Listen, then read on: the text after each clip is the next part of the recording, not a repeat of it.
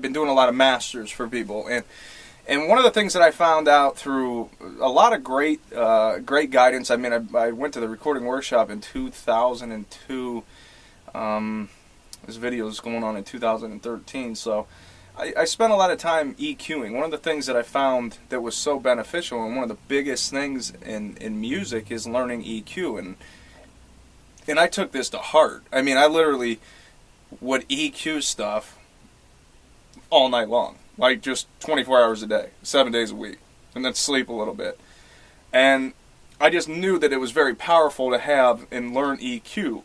And one of the things that I learned, just basic principles like seek and destroy, if you're out here watching this video, I wanted to take that. I knew there was more to it than just seek and destroy. There was a lot of things that happened. There's, you know, when we bought the converters, the Symphony IO, I'll show you that here in a second with the camera, but I knew that that was going to be valuable.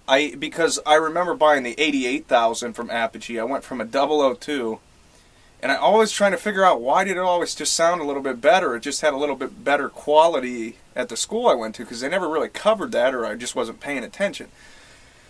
But they were running Pro Tools HD, and when I first got into the Apogee 88,000, which was their flagship like 10 years ago, 12 years ago, it blew my mind what the integrity of what I was recording went to. So it went from, oh, it sounds good, to wow, it's actually, now I can hear the EQ, and I can hear the changes, and I can hear what I'm doing.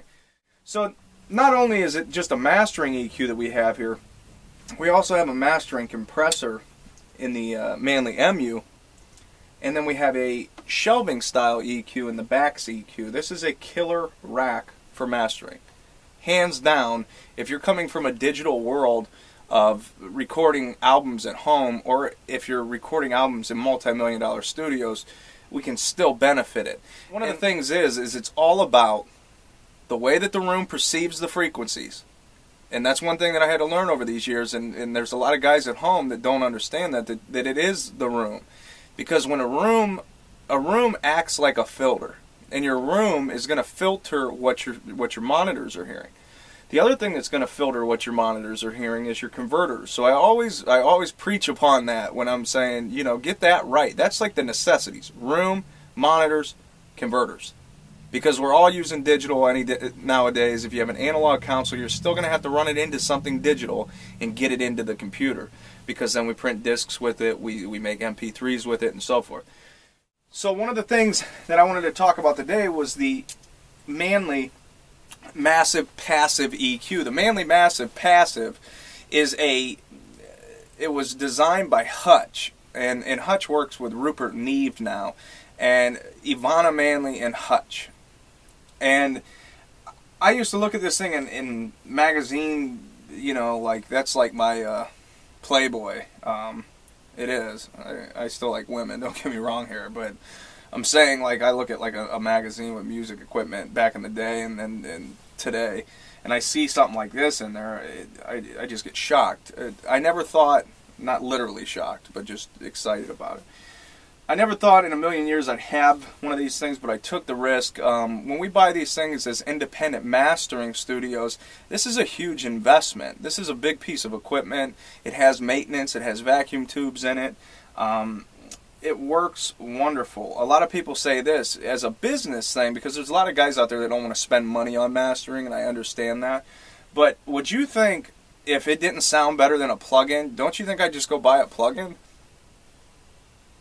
Like, it sounds better, and there's ways in why it sounds better, and it isn't the same as a plugin. Now, plugins came a long way, where you can get a plugin to sound pretty decent, but there's something missing in that plugin, and it's called physical attributes to this piece of equipment. There's vacuum tubes in it. You have pieces of equipment that emulate tubes, but then you have pieces of equipment that actually have tubes.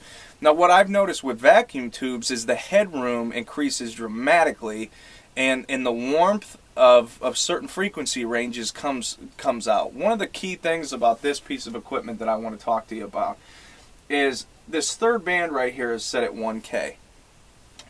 Over here it's at 1K. This is the mastering version, so it's got the Denton knobs. Here I'm clicking.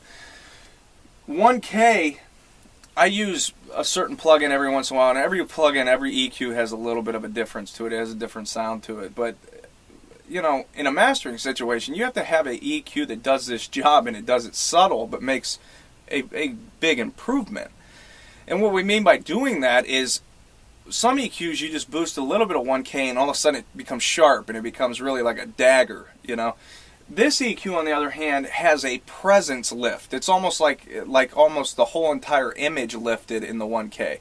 And that's very, very, very important when it comes to mastering, because when you can take an EQ and you can just adjust it maybe 2 decibels or 1 decibel or 0.5 of a decibel, and you notice this little lift going on, and once again it has to do with your room.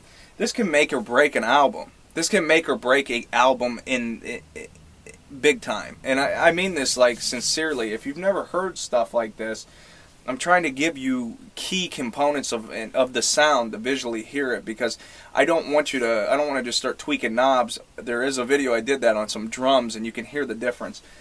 But let's just say, you know, your frequencies around 390 hertz, and hip hop most of the time becomes a buildup because there's a lot of low strings and low bass and low 808, and here comes another low instrument, and then here comes some vocals. One of the things that we want to do is take care of that 390 hertz. So on this band, we click it over 390 hertz, and we cut. Now this EQ is cut or boost is up. It's a little different than most EQs. So now we start cutting around 390 hertz. I do the same thing with a plugin, most plugins. The song becomes a little bit catered skinny. You're going to have to give it less of an EQ. Does that make sense? So if I EQ it like 0.02 of a decibel, all of a sudden it sounds a little bit better, but it's still got a flatness to it. I do the same thing with the massive passive. I can find myself cutting it 5 or 6 dBs, and the song still sounds good. And that's going to be drastically improving the sound quality of your song, because if you got all those 390 hertz, 300 hertz range out, and you're cutting it down, but it still has a presence in that range, it's very valuable to an entire album. Once again, so when we master a whole album, we got all kinds of differences. You know, this song was recorded at so and so's place. This song was recorded here, and you mixed it different. This song's got different instruments in it. So what we're trying to do is become not all the same sounding, but generally have a consistency between the tracks. Doing this with this kind of EQ allows me to make drastic changes if necessary to frequencies where you get it back and you go, man, it's like this thrill factor. Dude, this sounds freaking great, and I have no idea how you did it, but it just sounds great. Thank you. And that's pretty much what my job is. So you don't have to know what I do. But when we start talking about this kind of EQ, this is like I said, a Paul-Tech style EQ. It works in a way that no other EQ on the planet works, and it gets the results every single time. Running your song through this EQ without anything on in bypass mode actually makes your song sound tighter and more focused for some reason. I don't know why. Yeah, this is what I need. You know, I've talked to guys till I was blue in the face about they need this, they need this, they need this, and then because they want to do what I do. And then they go off and they buy something totally different because it was a lot cheaper. And what they're finding out is they're going to run that thing into the ground, and they're never going to get the results they want. And then they'll contact me later and go, dude, you were right. It's like, yeah, I know I was right, but you wouldn't listen to me. It's the same thing when I tell you about mastering. You're a lot better ahead if you spend $50 for me to master a song than for you to try to go out and master your own music. I'm just telling you the truth. This is one of those things that I can't say, hey guys, this is how you master your music at home, because it's a big lie. Okay, it's a deception. Mastering, you better get up about 10 to 15 grand, get yourself the highest end converters, the highest end speakers you can possibly afford, get yourself an acoustically treated room, and then start mastering music. But I don't mean to be demeaning. Once again, it's just the facts, and I don't want people to be strayed away from the recording arts or get I guess disappointed in their recordings because they didn't know this. The other thing is this: mixing.